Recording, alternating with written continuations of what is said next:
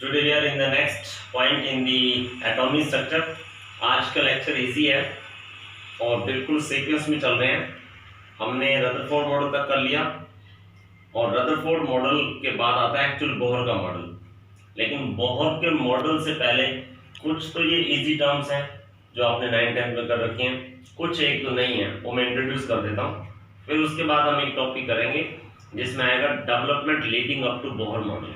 ठीक है, उससे भी पहले ये चीजें छोड़ेंगे कुछ भी नहीं बेटा। उसमें सबसे पहले है एटॉमिक नंबर, मास नंबर। जैसे सपोज कर लो ये x कोई एलिमेंट है, तो x के पैर में आप z लिखते हो, ऊपर ये लिखते हो, ये कॉमन एरर है। अब जो z है ना वो क्या रिप्रेजेंट करता है, वो नंबर ऑफ प्रोटॉन्स रिप्रेजेंट करता है। तो अगर कोई भी एक एटम न्यूट्रल होता है तो जितने उसमें प्रोटॉन होते हैं उतने ही बच्चे उसमें इलेक्ट्रॉन भी होते हैं। और जो एटॉमिक मास है ना, atomic mass is the sum of proton plus neutron. इसका एक एग्जांपल ले लो, कोई मर्जी एग्जांपल ले लो बेटा, जैसे कार्बन ही ले लो, तो कार्बन C612 है। इट मींस कार्बन के अंदर प्रोटॉन कितने हैं 6, इलेक्ट्रॉन कितने 6, अभी तो वो न्यूट्रल है। Is it clear? तो नीचे हो गया Z, दैट इज प्रोटॉन, ऊपर हो गया मास नंबर। मास नंबर में से प्रोटॉन लेस कर दोगे तो आपके पास न्यूट्रॉन आ जाएंगे। जैसे सपोज कर लो कार्बन का एक आइसोटोप हम 613 ले लेते हैं, तो इसके अंदर प्रोटॉन कितने हैं 6, मास कितना है इसका 13। अब 13 में से 6 लेस कर दो तो you are getting 7, that is a neutron. ये आपने छोटी क्लासेस में काम कर रखे हैं लेकिन सिलेबस में तो है। तो मास नंबर हो गया, एटॉमिक नंबर हो गया, फिर आइसोटॉप्स। आइसोटॉप्स आप पहले से जानते हो, आइसोटॉप्स वो होते हैं जिनका एटॉमिक नंबर सेम होता है, मास नंबर डिफरेंट होता है। तो आइसोटॉप हाइड्रोजन के ले लो, जैसे हाइड्रोजन के 1H1, 1H2, 1H3, तो this is called protium, deuterium and tritium. तो isotopes are those species which are having the same atomic number। हर एलिमेंट के आइसोटॉप्स होते हैं। एक क्वेश्चन भी आया था कि average atomic mass y fraction, because that is the mass of mean of all the isotopes. तो आइसोटॉप टर्म से आप बिल्कुल गेट एक्वेंटेड है। I hope so that you are get acquainted with the term isotopes. हर element के isotopes होते हैं carbon के C6 9, C6 10, C6 11, C6 12, C6 13, C6 14। देखो इतने आइसोटॉप हैं, हर एलिमेंट के आइसोटॉप्स होते हैं। फिर बेटा आपके पास आ रहा है आइसोबार। तो isobar you know that, isobar को हिंदी में संभारित बोलते हैं, हिंदी की कोई जरूरत नहीं अभी अपने को, जिसमें एटॉमिक मास सेम होता है। Atomic mass is same. जैसे मान ले आर्गन, पोटेशियम और कैल्शियम ले लो, इसका एटॉमिक नंबर 18, 19, 20, लेकिन इसका मास नंबर 40, 40 एंड 40। टर्म्स है, हमें ध्यान में रखनी है और आगे यूज में भी आएंगे कहीं ना कहीं। फिर आइसोटॉप्स के यूजेस भी हैं, कोबाल्ट 161 है, आयोडीन है, वो थायराइड में कंट्रोल आता है, ऐसे डिफरेंट यूज भी होंगे। तो आइसोबार टर्म से भी आप गेट एक्वेंटेड है, आइसोटॉप भी आप अच्छे से पहचानते हो। फिर एक टर्म आ रही है आइसो इलेक्ट्रॉनिक। अब आइसो इलेक्ट्रॉनिक में कैसे चलते हैं, आइसो का मींस सेम और इलेक्ट्रॉन वर्ड जोड़ रहा है, तो means of that iso electronic.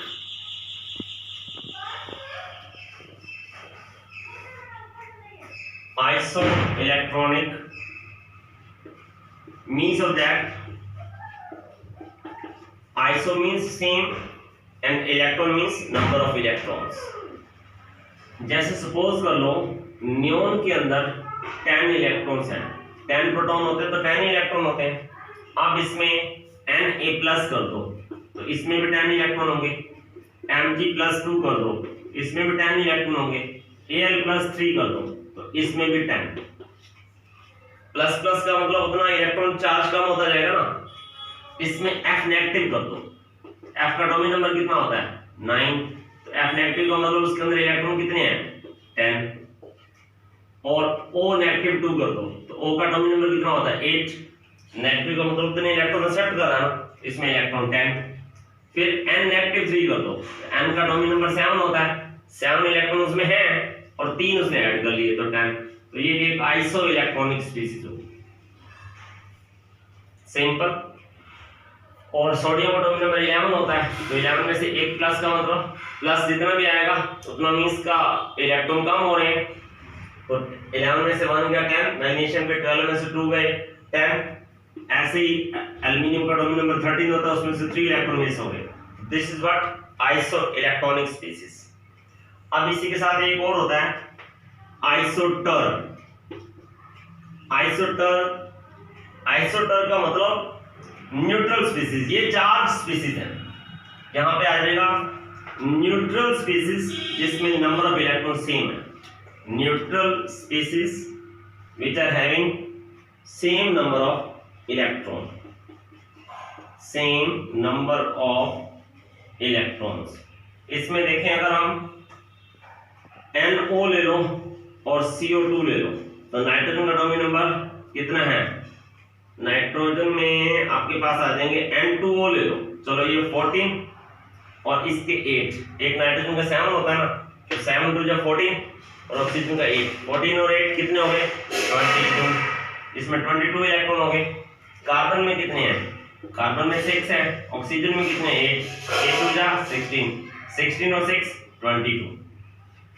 तो whenever neutral molecule are having same number of electron is called isotope। Okay बेटा, अब एक टर्म और है आइसोटोन।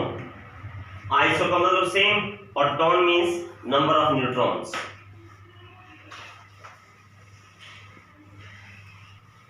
ऐसे और भी एग्जांपल आप ढूंढ सकते हो आइसोटोन के।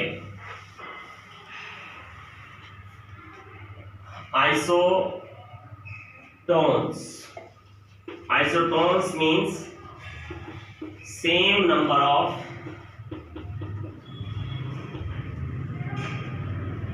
neutrons। इसके लिए जैसे ऑक्सीजन ले लो 8 16, तो 16 में से 8 गए तो नंबर ऑफ न्यूट्रॉन 8 आ गए। Got it. नाइट्रोजन ले लो 7 15, 15 में से 7 गए तो 8। ये सिखाया था मैंने आपको, मास नंबर में से एटॉमिक नंबर या नंबर ऑफ प्रोटॉन लेस कर दो तो न्यूट्रॉन आ जाएंगे। फिर कार्बन ले लो 6 14, 14 में से 6 गए 8। तो this is my dear student isotones.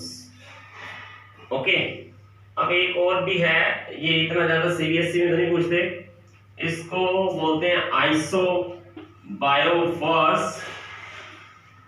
या आइसोडायाफर्स। आइसोडायाफर्स, इसमें एक एग्जांपल लेके समझते हैं। जैसे बोरॉन ले लो और कार्बन ले लो 5 11 6 13। अब आपके पास बोरॉन के अंदर प्रोटॉन कितने हैं? 5। कार्बन में प्रोटॉन कितने हैं? 6। अब प्रोटॉन का फर्क कितना है? 1 1 का। इसके अंदर न्यूट्रॉन कितने हैं? 11 में से 5 गए 6। इसमें न्यूट्रॉन कितने हैं? 13 में से 6 गए 7। इसमें इलेक्ट्रॉन कितने हैं?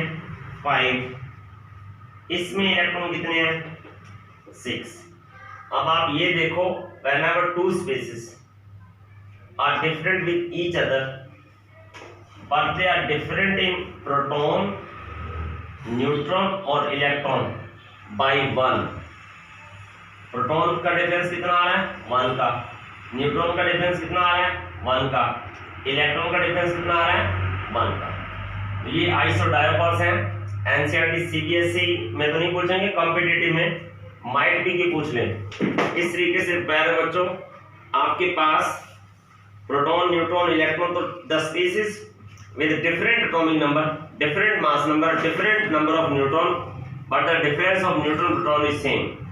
कहता है इसका मास नंबर, ये दो स्पीशीज है बोरॉन और carbon, different atomic number, different mass number, and the difference of the proton, neutron and electron is same। ये डेफिनेशन बनेगी एग्जैक्टली। एक बार क्रॉस चेक करें, the different atomic number, different mass, different neutron, सब कुछ different है। Different atomic number, different mass, different neutron, but the difference of proton, neutron and electron is same. This is only for competitive.